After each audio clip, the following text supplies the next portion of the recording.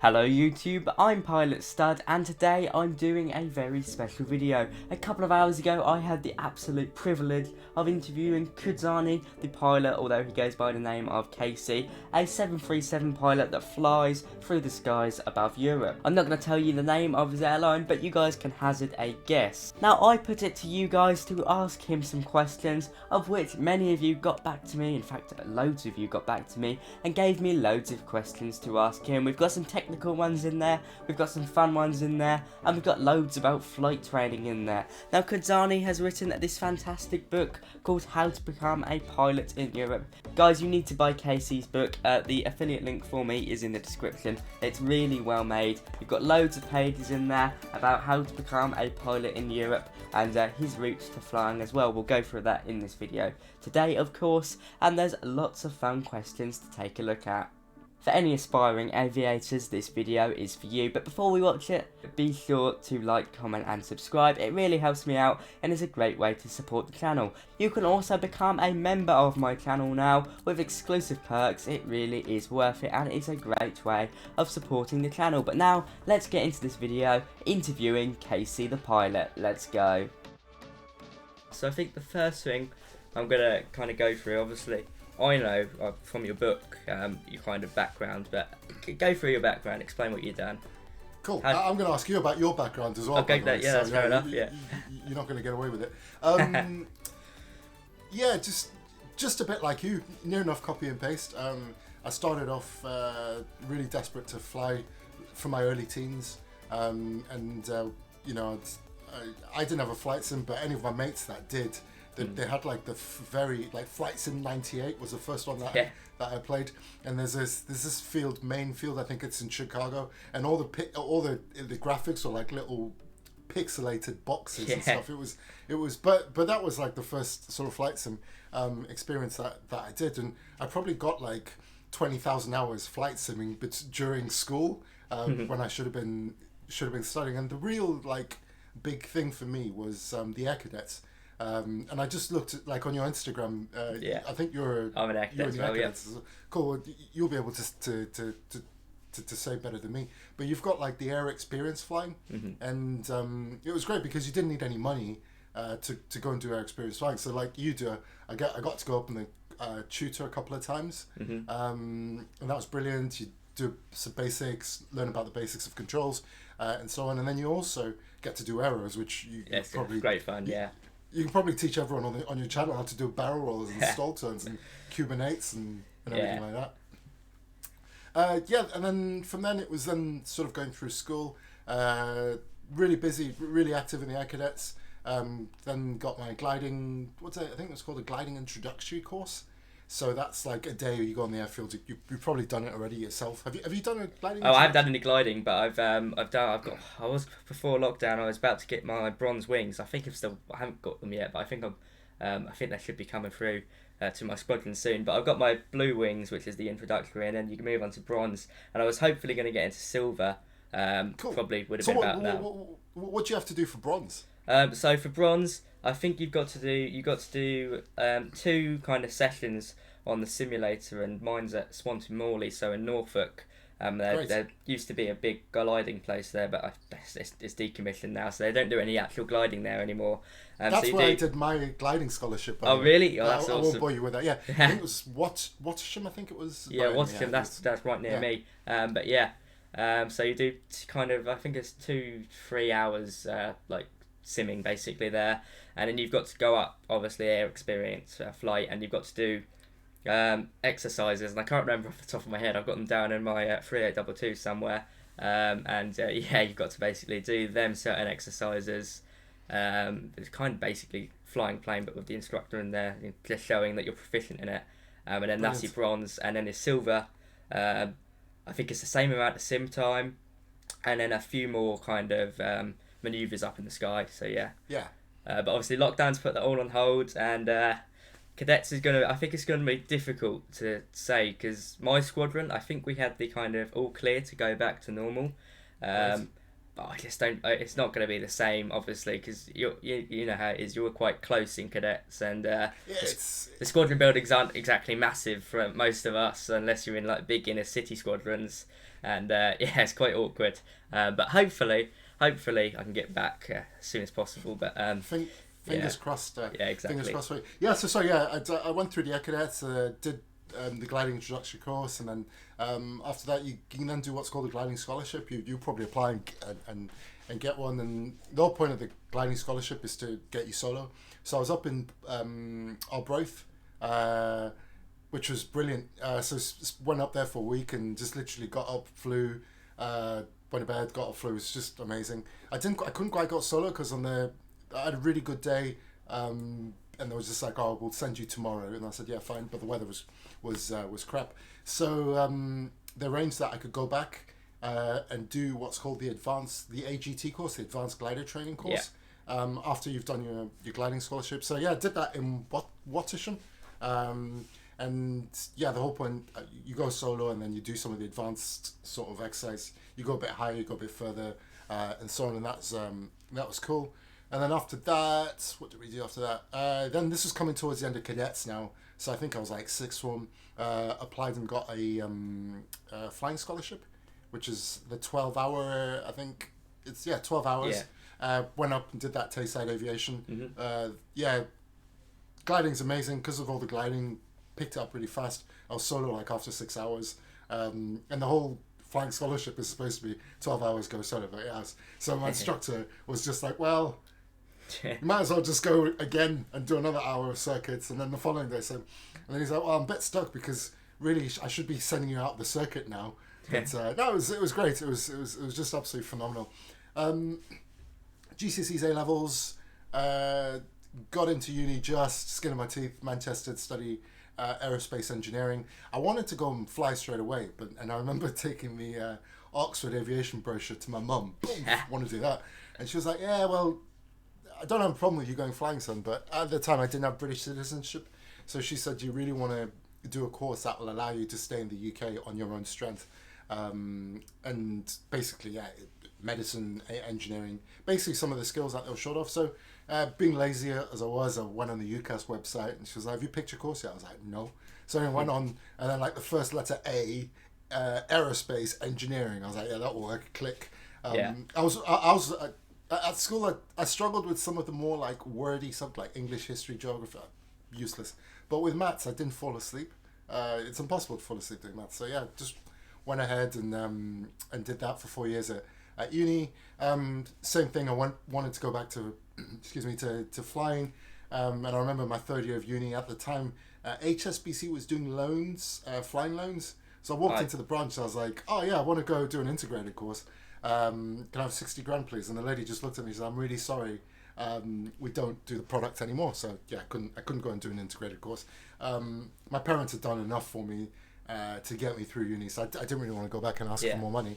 So I got a job in engineering, and that was great. But whilst I was at uni, I formed and ran a gliding society, so I did a lot of gliding at uni, and that's why gliding is like such an important stepping stone for me, because you can fly without spending a lot of cash, and at uni is brilliant because a lot of it's subsidized. And I remember we went away for like a whole week of solid flying, and it cost like 30 quid including your food and drink, which is just it's just you can't get that outside unless you're in the uni environment. Did that, and then towards the end of uni I applied for the Honourable Company of Air Pilots PPL scholarship, got that, did the PPL, and then it was just into work. I couldn't really afford it at the early stages because of all my uni debts I had to pay back and stuff, so I just said, I'll just nurse it along, see what happens. I did the minimum just to hang on to my license basically, but I would go certain periods, like 4 years was my longest period without actually flying. Wow. And then work wasn't, I was in the oil and gas industry, it was fantastic, but the oil price collapsed and job was at risk and stuff. So I was then, with a redundancy that in my hand, I was like, well, what am I going to do? I need to pay my bills, and all of this. So I had to think, and I ended up keeping my job, but I still didn't know what I wanted to do. So I just saved really hard for like 18 months solid.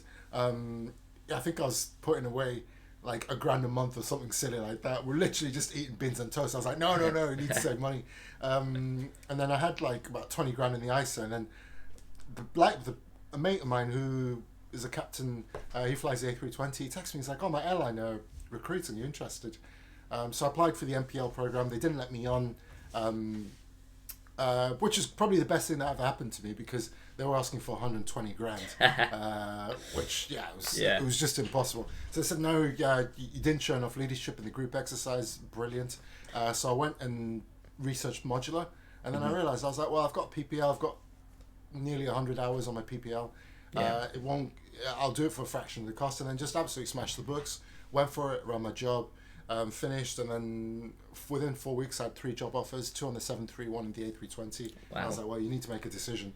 You can't. It's not going to be around forever." Yeah, and went for it, and then I've been doing this. That's fantastic. So I've got some questions now from channel members, subscribers. Yeah, great. So the first one is, what is the longest flight you've ever flown? Longest flight would have been heading down to Paphos, I think. Yeah, I had a block time of 5 hours and 10 minutes from the northern part of the UK. I won't say exactly where because that will give the airline away. Okay. Where did you do most of your flight training? What's it called? ATO? Something like that. Yeah. That's a good question. So, because I was doing mine around my job, it was like hodgepodge around different places. So I did my PPL at Raven Air, in Barton, and then I did my hour building at Blackpool with A&T, and then night rating with A&T as well. I also did an IMC rating. By the way, if anyone's interested in like the modular pilot steps, I would of course love you to go and buy my book, but there's a lot of free stuff on my blog, kcthepilot.com. You can just go on there and you don't have to buy anything, and I list most of it on there, so if you ever want to go back. IMC rating, to be able to fly when the weather's not great, and then after that I then did my ATPL theory at the same time as our building, which was with Cadets aviation. I used the Luton facility. It was great. Then did my multi-engine instrument rating in Leeds with PTT in Leeds. Unfortunately, they've since closed down. CPL at Blackpool with West Air. I tried to keep as much of it close to where I could. And then the final part where I did the airline pilot standard multi-crew course with VA airline training in Cambridge, and that was really cool. Really, it's quite a step. Like you're so used to flying single pilot, single engine, multi-engine piston aircraft, and then suddenly you get into the 737 sim and like all the noise and and you've got someone sat next to you and you've got the big displays and so it's cool. It's fantastic. I remember just being overwhelmed my first sim, just watching like the auto throttles move on the aircraft, cool. And I was like, oh my god, look at that. Or like you'd like bug a lower flap speed and then the thrust levers will come back automatically, and you just blew my mind. I did my work experience at Norwich Airport, which no one flies from there anymore, no airlines. You got KLM, but people call it Tumbleweed International because there's barely any planes there. But I did my first ever air experience flight at Norwich Airport, PA28. There's a little flying school. Yeah, there is. On one side. Yeah, awesome airport. But I did my work experience there. Really fun time. I did it 2019. I think that's quite a while ago. And what was I going to say? Gone on my mind now. But you just get no one really there. Work experience there. It was great stuff, and I got to go in the cockpits of. I was on the ground with dispatch and stuff like that, and it's quite cool because like, although there's a lot of technology, when you get down into that side, it's just all pen and paper, a lot of it. So I was quite shocked by that. And going into the cockpits of the planes, I went into a Sunwing 737, and they feel really small at first. I don't really know how to explain it, but like even like in comparison, Cessna cockpit, Cessna 152, tiny, but you get inside the 737, it feels really cramped. Do you feel like did you get used to that, or do you still think it's quite small? Well, it's it just depends on the perspective, I think, because of the way it the overhead panel slopes down. As you stand at the door and you look in, you're just thinking, goodness, these people have to fold themselves in. But once you get into your seat, it's actually pretty roomy and pretty comfortable. Oh, nice. And you can adjust yourself quite well. So I've never found it sort of cramped, even after like sitting there for like 10 or 12 hours. I mean, for sure, I'm happy to go home, but I'm not like, oh, that was horrific. It was, it's just, I think the perspective when you stood at the door looking in, it does, look quite busy and yeah. But otherwise, to sit in all day long is absolutely fab.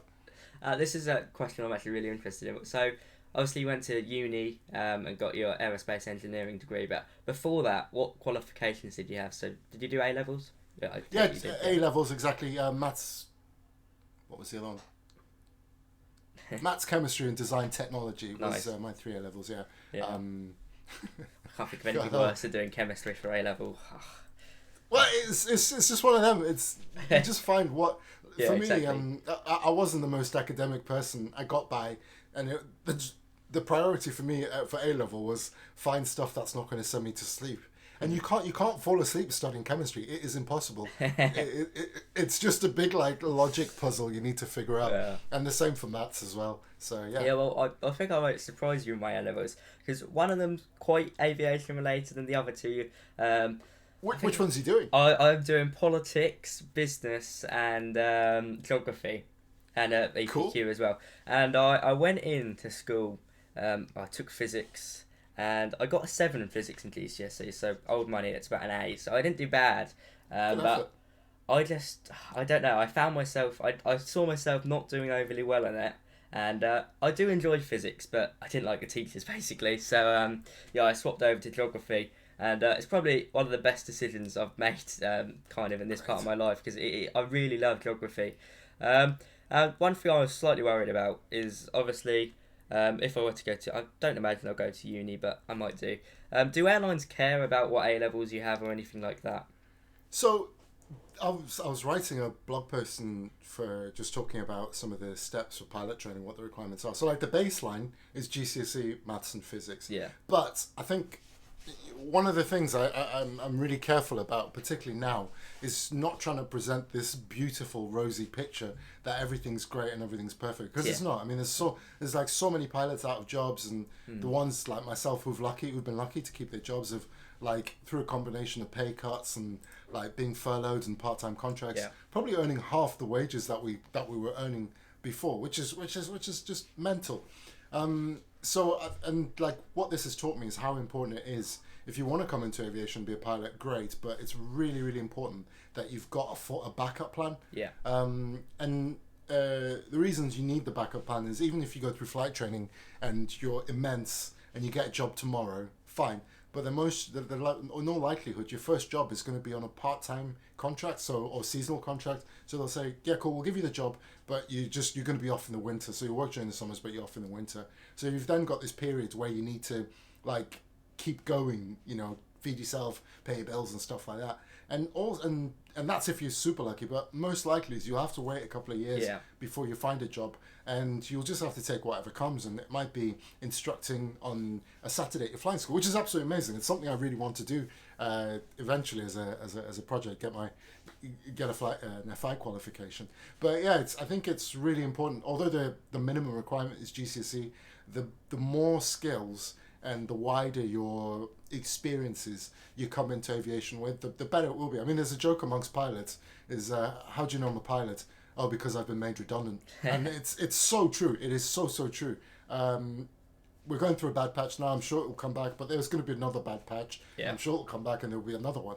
So you've whilst minimum, it's so important that you get something else. And it might not be uni, it might be whatever. You might become a plumber, you might be whatever, you could be a bus, whatever it is, but just have something that you can go and earn a living from tomorrow. You've got a YouTube channel, so you're fine. I'm kind of looking into going to the RAF or something it just depends how the industry goes and basically how my bank balance goes. But I think going to the RAF would probably be quite a good option, not as a pilot, although I'd probably apply as a pilot, but the competition there is so tough. It is quite unlikely, but so I as you say, backup plan always a good idea. Military is great, by the way, and I think you've done a lot of things as you've gone through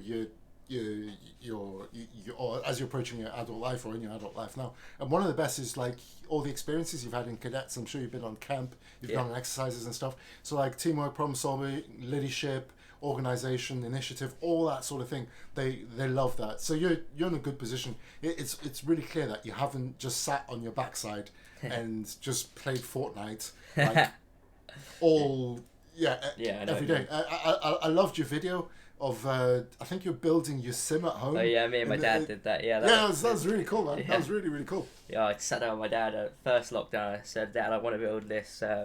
I designed it all myself, although in fairness, I didn't build most of it. But yeah, so that was quite fun. Although it did end up bigger than I thought it would be. But yeah, it was great fun.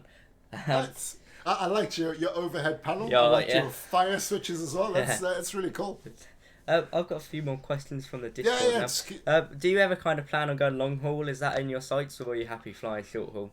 No, I love what I do. I love the predictability. So I'm quite lucky. My airline has a fixed roster pattern. So you do 5 days of earlies, and then you have 4 days off, and then you do 5 days of lates, and then you have 4 days off. So my roster pattern never changes. Yeah. And I can tell you what I'm going to be on the 18th of August in 2022 if I'm going to be available or not. And I love that predictability. Nice. In my old job, I used to travel a lot. At one point, I was away 2 weeks of every month on the road. And it sounds like all glamorous and cool and amazing. And to be honest, probably the best bit was just getting on the plane because I'm a geek. But yeah, after you've been away a lot, you just think, I just like coming home every day and just having my home comforts. Exactly, I like having my own porridge in the morning. I don't want to have to like figure out like in some random place what I'm going to be eating because it's all that. No, it doesn't really appeal to me. And then also I think the lifestyle that used to attract a lot of long haul pilots in the past doesn't exist anymore. So before when route networks were not as busy and airlines would make more money because they could sell high price tickets because the competition wasn't as aggressive, they basically could be a lot more inefficient and still make money. There's a YouTube video, Jet Jockeys, and it shows like the crew of a 74 Jumbo taking off from Heathrow, going to Singapore, sitting on a beach, or sitting in a 5-star hotel, top suites for like 4 days, just having a great time, and then they fly off to Perth or Sydney or something like that, and then they sit there for another week and then come back. That doesn't exist anymore. Now it's all like minimum rest. So you look at like most of the long haul rosters, it's like, right, you fly westbound, you fly to Dallas for 14 hours. 14-hour flight. You sit there, you do the minimum amount of rest that is allowed, and then you come back. You're at home for like a day or two. You don't even know what day of the week it is because you've just been so hammered. And then you go the other direction to Asia or something, and then you get there. You have no idea. I just thought it's not really for me. Yeah. If I could go and have like 6 days sitting on the beach, all inclusive, I'll be there tomorrow. But it's really hard on the body. Personal life doesn't exist because how can you? You're on a random roster. Some guys love it, but not for me. Yeah. I think Balper, they summed that up pretty well. I went to Pilot Careers Live a couple of years ago, and you got a little booklet there, and it says at the end of it, flying isn't certainly the glamorous career it used to be, and that's just the final ending. It's not. And it is obviously a massive commitment, and it's not like the 60s where you go away and you sit on a beach for a week and it's just drinking cocktails. Yes. It's not like that anymore. No. Obviously, rare occurrences you might get a bit of a layover. So have you, obviously you're a short haul airline pilot, but have you had, what is your longest layover? Have you had any time abroad? It doesn't, the company, one of the selling points which attracted me is they say we'll always get you back to your own bed. So really the only time that I'll probably be exposed to a layover is if I'm asked to go and operate out of a different base for whatever reason. Or unfortunately, operationally, there's been like really bad weather or something that's meant there's heavy disruption that's caused us. But other than that, I've been flying for 2 years, just over 2 years now. Never. But I'm really happy with that and completely cool with that. Yeah. And obviously, I understand you're not like a medical doctor or anything, but how did your medicals go? I think you covered it a bit in your book, and you're a bit worried about it, were you not? That's it. And I did a blog post, caseythepilot.com, just talking about some of the things to think about in your medical. I mean, you're a young guy, you'll absolutely waltz through it, but you don't, like a lot of people think, you book your medical for your class 1, you just rock up and you get it after 3 hours. For a good majority of people, they're not able to because not necessarily a showstopper, but stuff might come up or appear in the medical that needs to be investigated further. For me, I had two things that needed to be checked on. One of which, did I have asthma before? I wasn't quite sure. I thought so again, you have to go back through like all your old medical records and so on and so forth, and if like any of the parameters pop out, or like, you know, if your blood pressure is too high or something like that, then they have to figure out what's the reason. Is it just a one-off and so on and so forth, or it's loads of different things. So what I'd say is if you're planning on starting flight training, then do medical a little bit before you plan to start, because my class 1, for example, took probably about 4 months before I actually had it issued on my initial. It gets easier as you go for renewals and stuff, because you're in the system, your history is understood a bit more. But for the first one, the aeromedical examiners are super thorough, which is great. We want everyone, we want the passengers to be safe on the flight. But it's not something that always happens with it. I think for me, I had asthma as a child, so obviously that adds a little bit of time with it as well. Well, there's like a flow chart that says, okay, how old will you have it? Did it exceed this? Did it exceed that? And you basically got to go through, and then you get to the end, and then further testing. Need this, need that. So, but it's not a showstopper. It just takes a bit more time. Yeah, exactly. And I think you recommend, like, obviously not putting any money into flight training, obviously, before you get your medical. Even if if in your long start you're planning on becoming a commercial pilot, and you start your PPL, not necessarily because you want your private pilot's license, but because you want to get away towards your commercial license, then you're not going to put all your money into it, unless if you're going to go fail your class 1 medical just because you can get your class 2. Exactly. And the sequence which I have on my blog is decide whether or not you really want to go flying. So how do you do that? You go get a trial flight, go get like half an hour in a small air, and then an airfield close to you. You don't have to do that because you've done air experience flying, so you know pretty well that that's what you want to do. And then after that, if you're then certain that this is for me, then go get your medical before you start spending the hard earned cash. Absolutely. That's true. I like your t-shirt, by the way. You've got all the stuff, haven't you? Yeah, I have. I brought it actually specially for the video because I thought I wanted to be looking quite cool in the little corner. That's great. Yeah, nice one. I was going to ask, how did you do on your ATPL exams? Were you worried about it? Or were they... Do you want to know my scores? Scores. Yeah. Oh goodness. No, it was probably one of the hardest things that I've probably ever done, to be honest. Just the intensity and the amount of that you have to work, and doing it around a job also is quite tough, because I had to get up because I was working like 9 to 5. I had to get up at most of the time I'll be up at like 4:30, and I'll try and get my 3 hours of study out the way before work. So once you get up 4:30, you probably really only study for like 40-minute bursts. And I used to look forward to my break, which was like, I get to have a cup of tea. Yes, I get to have a piece of toast. Second break, get it, and then you'll get to 8 in the morning, and then you go to work. Right, cool. Yeah, I've got my results up. So it was just, it was really hard, and I did that Monday to Friday. So you basically don't have any social life. You don't have time for anything else really. Like my routine during when I was learning to fly was, if I wasn't studying, if I wasn't flying, if I wasn't asleep, or if I wasn't at work, there was a problem. And genuinely, if I found myself with any time just sitting there thinking, right, hang on, if I'm not asleep, then I should be studying, I should be at work or eating. It's one of them. They're okay. Some are easier than others. Pass mark 75%. Nice. I passed, out of the 14, I passed mass and balance with 75% efficiency for you. Passed operational procedures with 77. And I think there's another one which is just scraping the brow. But most of it was like 80s and 90s, really. If you do the work, it tends to be okay. Unfortunately, now, I talk a bit about this on the blog. It's a bit like of an arms race between the CAA and the question bank. So the fear of the authorities is that people aren't studying the material; they're just practicing the question bank. Fine.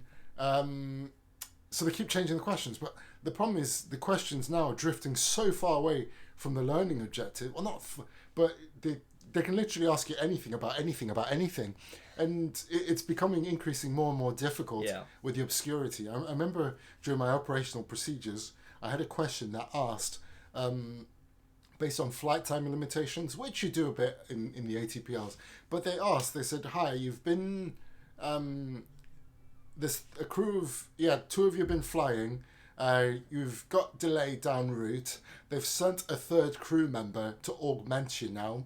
What is the maximum amount of time of discretion that the captain is allowed to add on top of it? And I was just like, I know where to find the information, but to have to like remember this off the top of your head is it's quite intense. I mean, how are you gonna? The answer was 3 hours. It goes on a number of different things, how early you started and so on. But yeah, it's I don't know. It's it's just one of them. It's one of them. I mean, you knuckled down for a good year, and you I think that's why you kind of really succeeded, because obviously you put a lot of work into it, and to go from like your PPL to commercial license in a year is just amazing.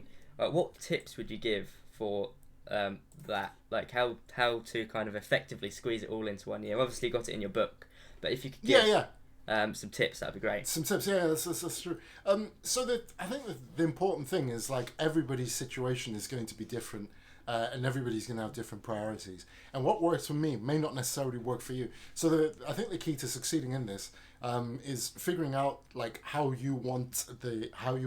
kind of timeline you want to work to.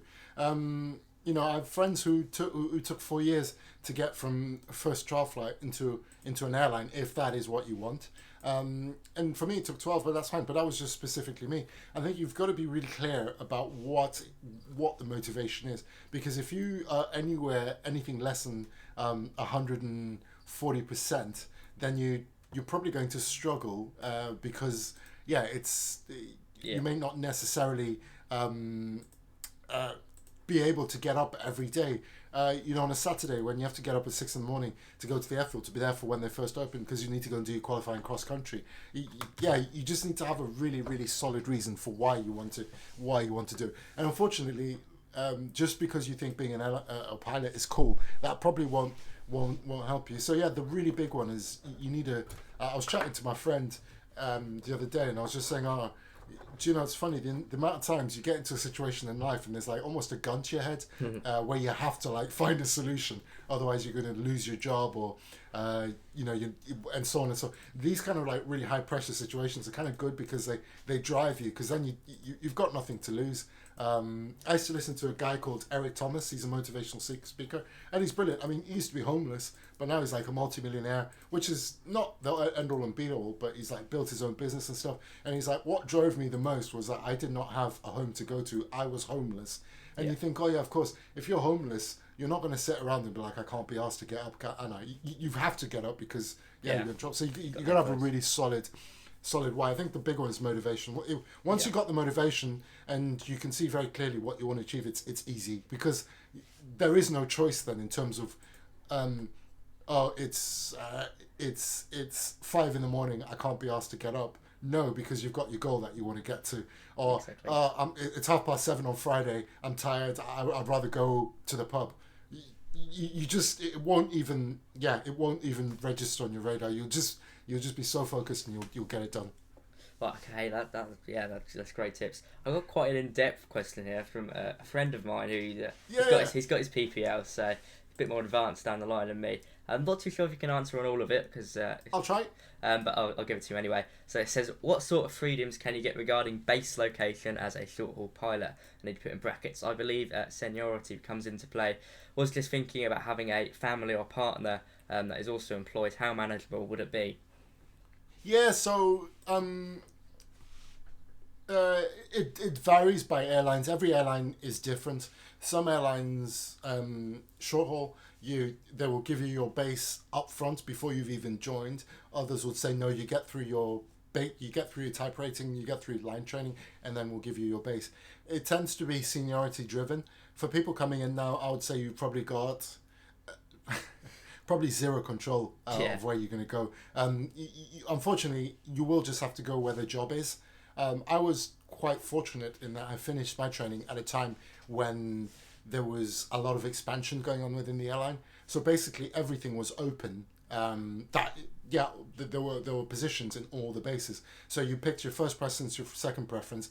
If it was available, then they would send you. But the underlining one is it's the business need. So what the airline needs is where you're going to go. Yeah. It gets easier with time. So a lot of, it's not with all airlines, but a good few of them, it becomes seniority based. So after you've done a little bit of time, then it becomes a bit easier because you then have more chance of getting what you want and so on. But for the first little while, forget it. If you want the job, you go where they tell you to go. Exactly. Yeah, that's basically it. Okay, let me think. What would you say is the favourite part, like, of your flight training journey? What was your favourite part? I can kind of guess the question. Was it hour building? Did you like that? Hour building, was absolutely immense. Just the ability to kind of just wake up in the morning. I did most of mine from Blackpool Airport. And I'll just text my mate the night before and say, fancy going to France for lunch? Yeah, go on then. And then you get That's great. Of course, it's a bit of formality, immigration, paperwork, send your GAR off and stuff. And then, go and fuel up and put your flight plan in and go. Have a nice lunch. Get a little bit of duty free and come back. That sounds great. What would you... Yeah, that's just amazing, really. How many hours do you have to build generally? It's 200-ish, isn't it? Something like that? Yeah, so the total hours, it varies between whether you're integrated or modular. If you are modular, you need 100 hours pilot and command. Okay. PIC, they call it. So basically, you're in charge, basically. If you're integrated, it's 70 hours. Okay. You need 100 hours. You made a good point about the 200 hours. Before you do your commercial pilot's license skills test, you need to have 200 hours total time, and either 70 or 100 hours pilot and command, just depending on which course you're on. Yeah. I'm looking personally to go down a modular route because integrated just way too much money, and I don't think it's as workable as modular, because especially where I live, I live in Suffolk, there's nothing around here. We've got a few little airfields, and so wherever I go, it's always going to be quite a trek to get trained. But I'm looking at a place called FTA Global down at Shoreham. FTA, I've heard a lot of good things about them. They look really good. Cool. And I'm probably going to go down the modular route, as I said, and get my PPL probably quite close, probably up here, so around my local area, because I think that'd just be fun. And then move down, obviously, when I need to move down. That brings on to another question. ATPL home learning, or whatever it is, distance learning, that's the one I'm looking for. How's that in comparison? Because you did it distance, you didn't do it in the classroom. Exactly. How would you say, you need to be incredibly motivated for that, but would you say that's worth it? It just depends on kind of like your situation, how you learn, what your life situation is, and kind of what works best for you. So what worked for me might be the worst possible thing for you or for whoever else. For me, I wanted to hang on to my job. I didn't want to take time off because I need the money to pay for stuff and to keep everything going. So like going on a full-time residential course, impossible. It was just out of the question. Yeah. But I've flown with other really good pilots, and they just said to me, I could not imagine anything worse than having to sit there and go through the ATPLs myself. So it depends on how you learn. If you, I was from quite a technical background anyway. You don't need it. I was also in engineering, so I was fairly confident that I could figure most of the stuff out. The brush-ups were good. You still have a week in the classroom where you go down for each module, and you go through all your problems. But with distance learning, you basically have to get yourself to a point where you have gone through the material and you've found all your problems. Whereas on a residential course, like a full-time course, you basically turn up and they give you all the information.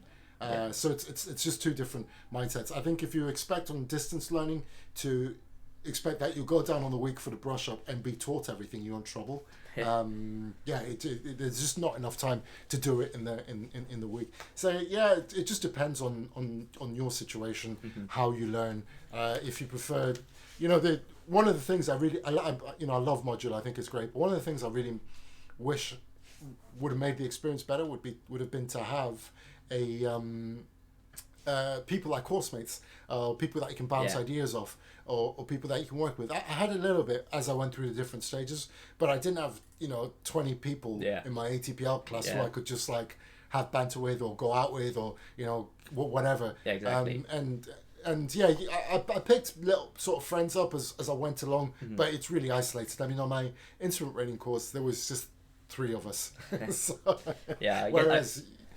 Sorry, go ahead. I get the feeling with the integrated course, it's more of a kind of uni atmosphere. Like you mates at night and everything like that. But obviously, modular, you're stuck at home for a lot of it, or you're solo on that. And for some people, that might be good, but it doesn't work for everybody else. Yeah, exactly. But go ahead.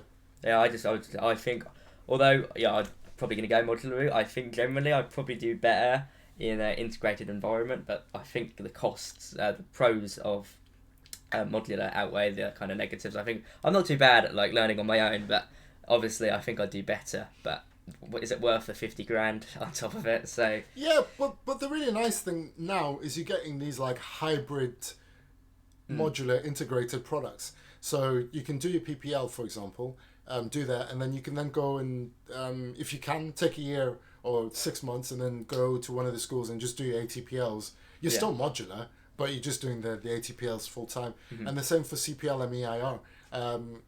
I would say probably now the most efficient way is just to go somewhere for 6 weeks or 8 weeks or whatever it takes, 12 weeks. There's some excellent schools, not only in the UK, but in Europe. They tend to be a bit cheaper because the tax system, in terms of what the governments force flag schools to pay, is not as much. So that's you tend to save about 20% if you go to mainland Europe, and go and lock yourself away there for 3 or 4 months and get your CPL and EIR and then come back. It's loads of different ways of doing it. And you can find like a nice middle ground. Go ahead. Yeah, in Sweden or somewhere Scandinavia, somewhere they actually pay for your flight training. The government pays for it. So if you're a Swede, you're quite lucky. But yeah, found that out. Have you been to Pilot Careers Live? It's down. They do have it in Manchester. But it's also down at Heathrow as well. When I was doing my pilot training, I went to the one at Heathrow. And it was absolutely heaving. One tip for anybody who's thinking about sort of going into pilot training, flight training, hopefully things improve, is just try and speak to as many different people as you can to try and figure out what works. And this is a good thing, but it's also maybe a bad thing about the way the industry works. Did you watch Formula One, by the way? No, I'm not a big fan of it. No. Well, it's a bit like in Formula One. A lot of it is you want to be on the fastest tire at the right time. And with pilot training, it's kind of gently evolving. I'd say between 6, 9, 12 months, there's something new that happens that can suddenly give you like an undercut and get you ahead. So like for me, one of the big changes that happened was, as I was going through my pilot training, the new airline pilot standard multi-crew course came out. And at the time, there was sort of 3 products. Well, there was like the standard MCC JOC, which was a 25-hour course which you did. And the complaint from the airlines was, look, half the people with the qualifications are coming to us and failing the airline assessment. Something must be wrong. So they came up with this enhanced MCC product, which is then verified by EASA APS MCC. Now, if you had an APS MCC, certain airlines would call you up for a job interview within 3 or 4 days. That was at the time. Now, and that's like really important to just like have your finger on the pulse in terms of what's working. About 12 months before then, there was the AQC course from L3, the final sort of multi-crew course. They were so short of pilots for some of their contracts, to fulfill some of their contracts. I knew people who finished the AQC course like in the morning, and then in the afternoon were told, oh, by the way, tomorrow you've got an assessment with X, Y, and Z. So, at the time, you wanted to get on AQC because bang, you'd get the job straight away. And then before then, you had other companies that like Cura, who used to offer like the best pilot program. So you could, if you did the course, they'll then put you in a pool and place you. So, and it kind of changes all the time. At the minute, I think APS is really good. That's what I did. It works really well. But it's all the way. And then schools also go in and out of favour in terms of where people get recruited from. So you might find suddenly an airline makes an announcement that, oh, we're going to get our cadets from X flying school. Or, you want to go there if you can, mate, because it's going to increase your chances of landing the job. So yeah, just speak to as many different people as you can. Yeah. And try and, I'm slightly confused on the idea of a type rating. So if you go down the integrated route, you need to get your type rating. If you go down the modular route, how does that work? Do you still need a type rating for your airline? Really good question. So basically, for you to fly any aircraft, you need to be, although you have a license, you need to have a rating to fly that particular aircraft. So if you want to fly a Cessna, when you do your PPL, you get what's called a single engine piston rating, and that allows you to fly your Cessna. But let's say your YouTube channel does absolutely brilliantly, and you want to buy a posh twin, so you can take your family to the south of France on the holidays. Well, you need to then get a multi-engine piston rating, and you need a rating specific to the aircraft type that you want to fly. So with any airline that you join, you'll need a rating to fly their specific type of aircraft, and that's where it comes from, type rating. So yeah, irrespective, of course, you will need a type rating on the specific aircraft. Fair enough, that makes sense. No, you're asking some great questions. Good, that's what I'm here for. I'm just gonna flick through. I've marked some pages in the book. No problem at all. So how have you found the book, by the way? It's really well made, to be really well done. Because my English and grammar is really poor, so you'll have to forgive me. I'm not the greatest at that. But you described your setback as your main setback being denied after your, what was it? It was your group exercise, saying you weren't for the MPL. Yeah, that's it. What other setbacks have you had with flight training? Literally loads.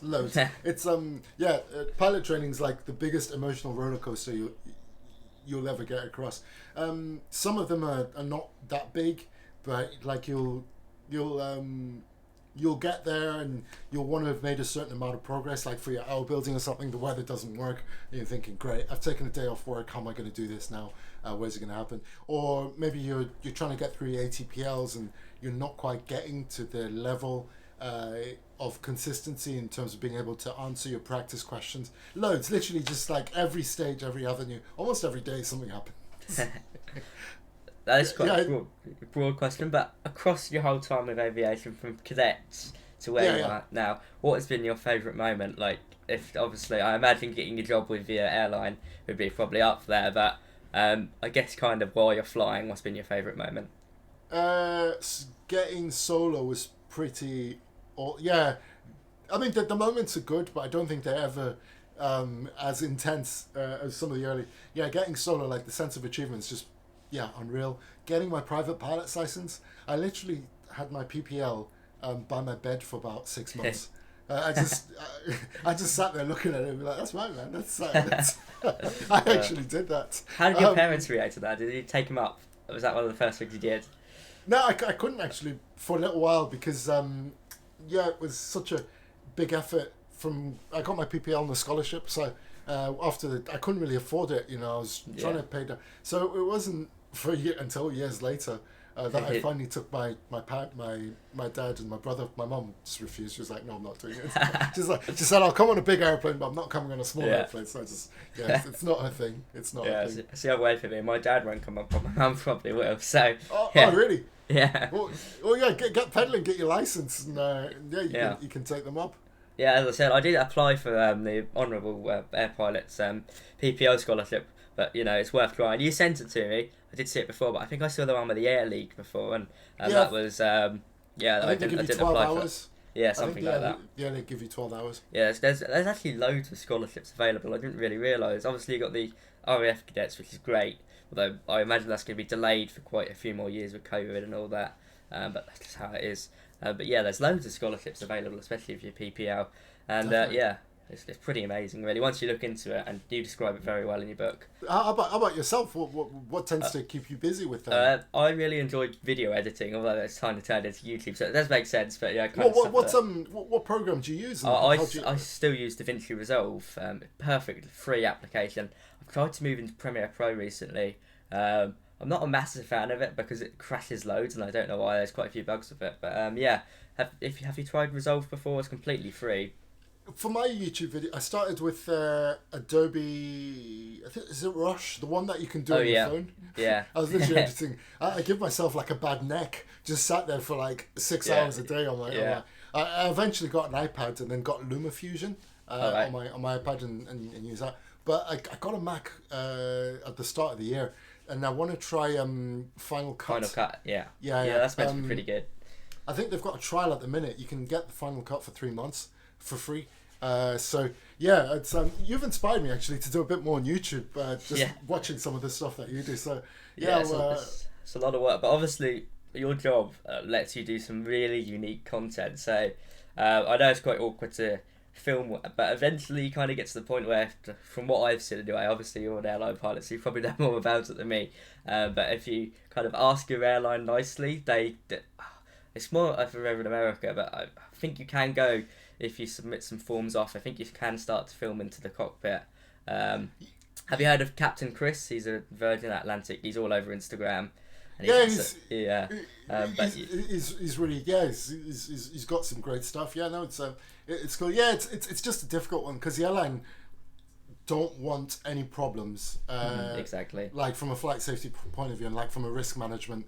It's. I mean, the airlines look. We're going to operate our flight. And like you filming is probably going to cause us more aggro, and not so much in terms of safety, but just stuff getting into the wrong, like being taken in newspaper and stuff like that. So it tends to be like really frowned upon. But there's some great guys who do like Pilot Orbit. I really like what he does. Hey later guys. Yeah, he's on Instagram if you follow him. Captain Chris. Who else? Do I really like the stuff from Just Planes? It's just amazing. Yeah. I was watching the A350 one the other day. That I think was from Paris Orly to somewhere in the Caribbean. Yeah, it was really cool. Really cool. Yeah. Are you into plane spotting at all? Obviously, you see a lot of planes when you're flying, but do you ever find yourself going out to the airport or not really? You just absolutely, absolutely. Yeah, you can't beat it.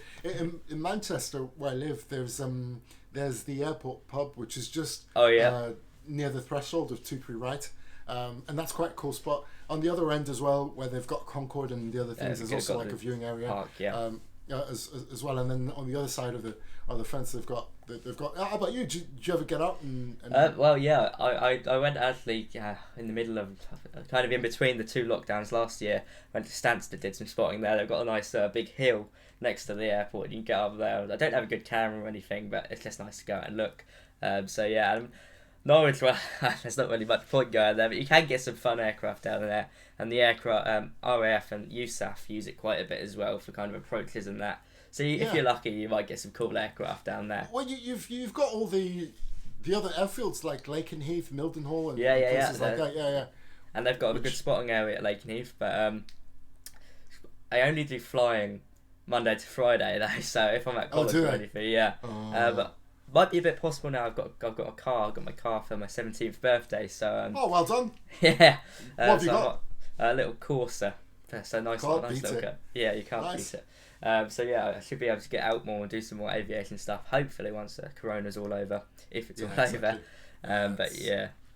It is bad, but you got to get out, I guess, and get plane spotting. But yeah, it's quite fun. Exactly. So here's a question for you. What are you next doing on your stream? Well, I think we're gonna do a little VFR flight. Probably just around my local area, a few circuits, and then we'll go up for I've been in the airliners recently. I might be doing a VATSIM flight, so that's proper human ATC on there. But yeah, we'll just have to see. But streams are a lot of fun. I do. They're quite, because you have to sit down for quite a while. You can't really get up. So I kind of prefer to make videos because then, if I get fed up with it, I can kind of just go outside or whatever and do something else. But with streams, you can't really do that. And got quite a noisy family. Love them, but they can be noisy sometimes. So. Yeah. So well, I've commandeered my girlfriend's office today / spare room. So yeah, I've got no model airplanes or anything to show you because it's all her stuff. What would you? We actually talk about cadets. We did talk about it at the start, but obviously we've got final few questions. I don't want to keep you here too long. No, it's fine. It's fine. It's nice to just have a bit of a chat and just catch up. So, what cadets? What rank did you get to? Sergeant or? Final rank I think was flight sergeant. Oh wow! Yeah. Yeah. Awesome. I think I couldn't go any higher because the group wasn't big enough. I think there's to become a warrant officer. Yeah, it has to be above. I think 100. It has to be 100. More than 100 in the section or something like that. Yeah. But it was great. I mean, it's fantastic to go on all the different camps and get to do all different things. It was just amazing. What was your favourite type of camp? Like blues or adventure training or? Oh, we did all sorts. I mean, I was in a CCF at school, so we had the option also to go. Even though I was in the RAF Cadets, you could go on the army. We had the option. Yeah, we could go on the army camps. The army camps were really cool. I remember like being in the back of Sandhurst like one weekend. It was full adventure. Like you had your bivvy bags and everything. Got there, then like slept like until whenever, then got a tap on the shoulder. Oh, you've got to go on sentry. And like we spent like all weekend stalking the enemy, finding the enemy. We planned a big ambush section attack, and then got to go do some shooting after. Yeah, it's just some really, really amazing stuff. Did you still have the horrible brown pack lunches bags? Did you have them? No, we were with the ration packs. Oh wow, so it was like a full weekend of ration pack. Yeah, which was really cool. Just like sausage and beans in a bag. It was. They're quite good to be fair. It was cool. I remember on the final section attack, we've been there. My hands were so cold. Like the ambush was time to go, and I couldn't release the safety catch. I was just like, That's a lot of fun. What did you enjoy most in cadets? Obviously, flying is kind of a given, but shooting or anything like that was. Yeah, I loved the shooting. I loved some of the we went on camp to Waddington. And I got to fly the AWACS in the sim. Yeah, that was really cool. And we got into the sim, and the guy's like, right, what do you want to do? And I was like, typical simmer. I was like, any chance I can have a Cat 3 approach, sir? And he's like, yeah, no problem. So yeah, you put me on the localizer and on the glide slope. But at the time, I wasn't strong enough to move the 4 thrust levers on my own. So yeah, I sat there like manipulating the controls, and then he did the thrust levers for me. That's great. A bit of a dodgy flare. I think I had a wing drop, so I might have even scraped an engine. But it was just amazing.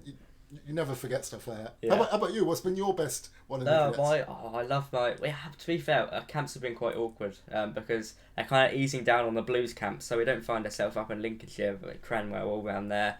But there's quite a few kind of squadron and wing camps. So I went on an AT camp. Oh, it must have been. Was it last year? It might have been last year or the year before now, but that was great fun. I've only been on one camp. I should have got more. I've had the chance to get onto. I go up to Scotland for another AT camp, but GCSEs were close to the time, so I thought it's probably better to stay here. But yeah, I do need to get on more camps, so I'm kind of coming to the age now where I'm getting quite old for cadets, obviously, and go to staff. But so I'm gonna hopefully when we get back squeeze in as much as I can.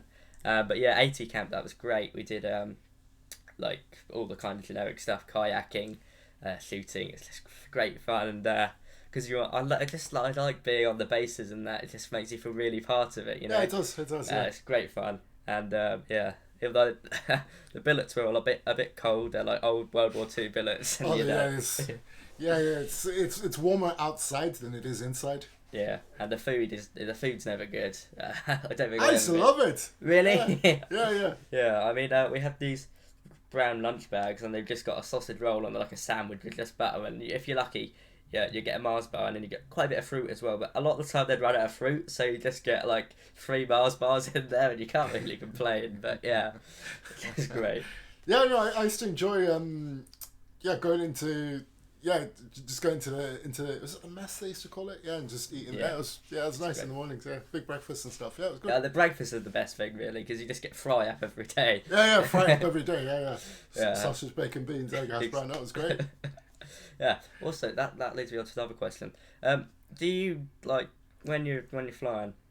Do you kind of not have a layover, but do you kind of you fly out your base and then fly back? Is that kind of most of your flying Yeah, time? exactly. Yeah, Yes. and it's probably, funnily enough, the time on the ground is probably the most intense time because you know, for the first part you're getting set up, ready to go. You go, and then the activity level from on the ground to like getting up to cruise is just the highest, and then it calms down, and then nothing, and then you're then getting set up ready for your descent, a bit like you do. The descent, and then you get on the ground. It's frantic. Turn around, get everyone on board, and come home. But it's great. It's really good fun. I really enjoy it. Yeah. What do you prefer, takeoff or landing? Trying to think. Just depends where. I mean, we go to some challenging destinations where you're doing completely safe. But the approach is just a little bit more involving. So like you're flying offset approaches and there's terrain issues and stuff. Then you're really, really focused. But on the other hand, you know, there's not much beats like lifting raising the thrust levers 40%, stabilize, press toga, thrust levers come forward, and you're off. It's just something special, particularly when you've maybe got a lighter traffic load. Then you feel it, when the aircraft's quite light, it goes like an absolute rocket. And you maybe have like an early level off, quite low, and you have to think about that because you can't just like blast at like 6,000 feet a minute and then expect to level off at 2,000. It's not. Because for some airports you have quite a steep climb out. Sometimes like I'm sitting in the back there, right in my seat. Do you feel it? Do you feel it as much in the cockpit? It's I wouldn't say you feel it as much. I mean, the bit that you feel is just how much thrust that you use, because obviously you're trying to be as efficient as you can with the fuel. So derates and stuff like that if the conditions apply. But in certain places you just can't derate because there's a terrain issue or something. Yeah. So you get the full whack come at you, and that's when you probably feel it in the back. It's really, really pushing. Yeah, it's good. It's good. Yeah.